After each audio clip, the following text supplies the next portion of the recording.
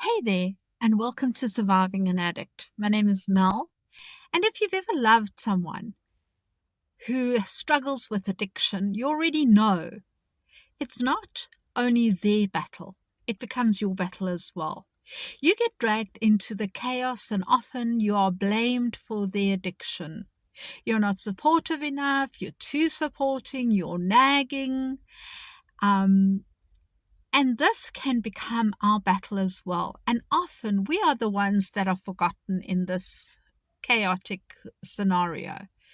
The addict gets better, or they're in a respite, and everybody congratulates them. How wonderful it is that they have got through this. But what about the wake of the chaos that they've left for us? The survivor, the person that has supported them through that struggle, who's been there, who's been blamed for those awful things that they chose to do. You're not supportive, you're too supportive, you're nagging, you're not assertive enough, and the list goes on and on and on, and blaming everyone except themselves for those addictions. In this podcast, this is the place that I want us to be able to voice our opinions, to hear from professionals how best to cope with somebody that's maybe going through an addict's place in life. Perhaps even it's not an addiction of substance abuse like alcohol or drug abuse. What about those that are going through a sexual addiction, a phone addiction of scrolling through their phone?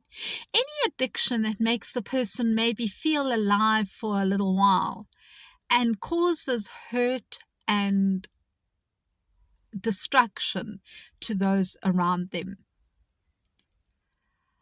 How do we cope? How do we set boundaries? I wish that I'd had this kind of support when I was younger. When my dad was an addict, an alcoholic, he never did drugs. How he would look down on a drug addict, but an alcoholic was quite acceptable. In fact, he looked down on a lot of his alcoholic friends because they didn't keep a job and he was able to keep a job. Often they don't realize that they are causing a chaos in us as a survivor that they don't even realize. They are so wrapped up in their own problems, in their own world, that they forget that there are those that are around them, watching them spiral out of control, watching them killing themselves slowly, watching them demoralize themselves, watching them do all these crazy things that they wouldn't do if they were sober, saying things, doing things, and the hurt and the sickness that they can go through once they are in this addiction. And they don't even realize that they are putting you through something as well, that it's not only their own hurt that it's going through, but also your hurt. Now, I'm no expert in this field, but I do hope to bring on some people that have dealt with this kind of thing and can support, maybe even bring on an alcoholic or an ex-drug addict, like my husband, who went through all of this and is now in a state of not touching alcohol, not touching any abusive substances, and interviewing from his perspective. And perhaps him and I could have a conversation at a later stage of openness of how it actually affected my life and how it affected his life. My dad obviously has passed, so I wouldn't be able to do that. And so is my mom and my gran, all these addicts in my life. My mom wasn't a substance abuser, but she was a person abuser.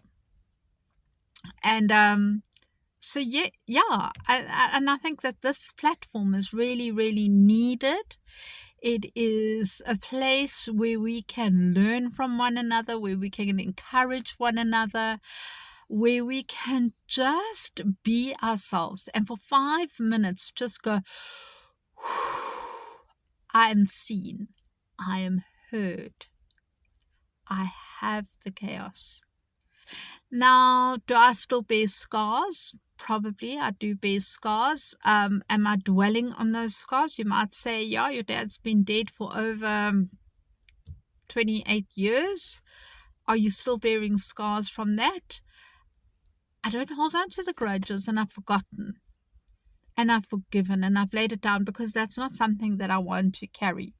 But then I look around at me and I see other people going through that same struggle that I went through, that same hurt that I went through. And I just want them to know that there is healing and there is forgiveness and there is time for you at the end of the day.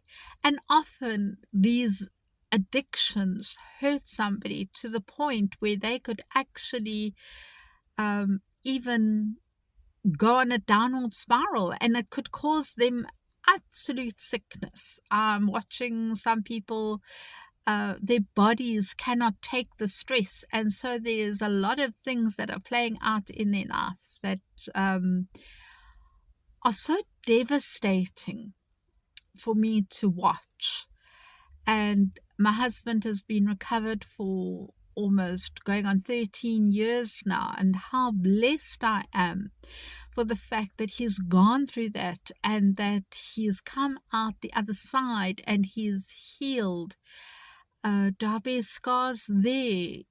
Yes, I do. And have I forgiven him? Yes, of course I've forgiven him. I mean, we're still married, 30 years into marriage. 15 years, 13 years without an addiction and 17 years with addiction. And then the time that we were together as well. But yes, it did cause scars. And the thing is, when family members look at you and they don't want to put the blame on their addict, on their family member, and they transfer that anger onto you, and then that addiction now doesn't only become the addict's addiction, it becomes your problem, your addiction as well.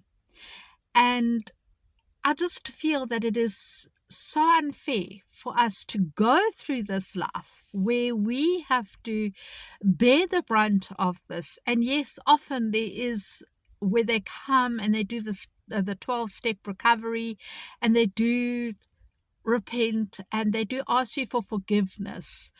But there's still those little niggling things. You see something and you think, that is something that I haven't forgiven. I haven't set aside. I don't trust. When somebody is an addict, I think you lose trust in them. You lose hope sometimes that they will ever recover. And some of us have seen addiction so badly where the person is actually died from their addiction of overdosing, or they've spiraled out of control because of gambling, and they have gone and committed suicide because they don't see a way out of it. These are big addictions, and often you find that people that are a substance abuser become an addict somewhere else along the line. And I think even us as survivors then choose an addiction. My addiction is social media. I can zone out in social media. And I think it could even have been detrimental to my son.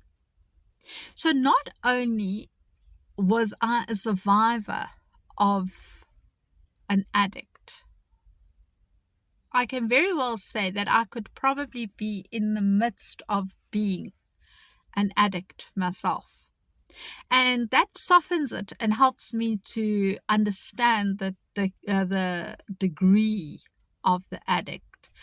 I often used to joke and say, thankfully, I never got involved in drugs and things like that because I can't even give up chocolate. Now I've had to because of the price of chocolate. But yeah, and my hips also probably not handling the chocolate as well as it used to. And as a result is we find ways of coping. But I want us to find a solution and a healthy way of coping from that. And am I an expert? No. Do I have papers behind my name? No. Do I have experience? Oh, yes, I do. I do. I have experience. A lot of experience. I have the experience. Like I said, my mom, my gran, my dad, my husband, family members that are addicts. And I want this to be a space where we can come, like I said, and just, I'm in a safe space. I can speak about my hurt.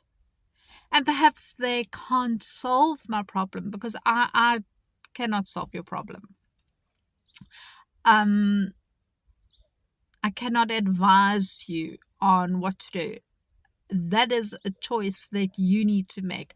Are you going to continue to allow the abuser to be in your life? Are you going to take a stand and stand up and say no more and set boundaries? I can encourage you to set boundaries. But I can also say that watching an addict spiral out of control and spiral downwards is not an easy thing to watch. And it's not so easy to get up and walk out of that situation. There could be financial ties. There could be children in that scenario where it is not a good thing for the children to be watching that addiction, but also it's not an unsafe environment. Perhaps the addict is a gambler and does not get physical with you. There are different scenarios, and each person has their own story, their own addictions, their own little quirks, their own coping mechanisms. I would say that my coping mechanism had been to zone out.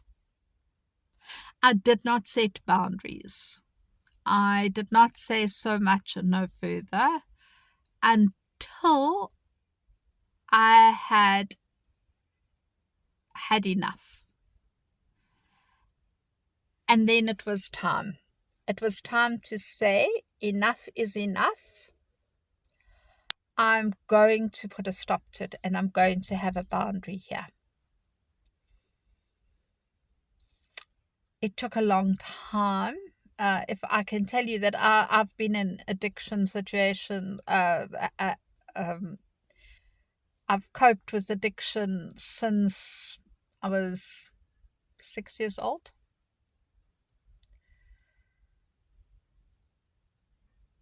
And until 12 years ago, I had those things to cope with. It took me a long time to finally say so far and no further. Would I have done things differently with my husband? Perhaps yes, perhaps no.